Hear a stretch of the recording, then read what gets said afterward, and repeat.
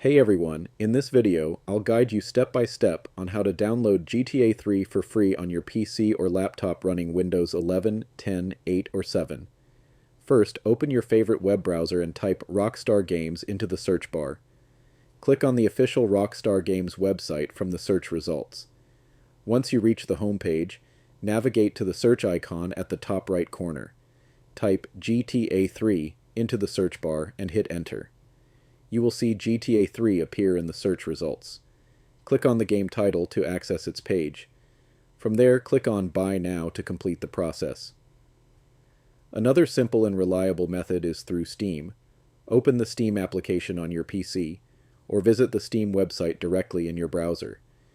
Use the search feature to find GTA 3. Select GTA 3 from the displayed results. Enter your date of birth if prompted, then click View Page. Next, click on Add to Cart, followed by Continue to Payment to complete the transaction. Although GTA 3 is occasionally available for free during special promotions, make sure to check Steam's promotions page regularly for updates. And that's it.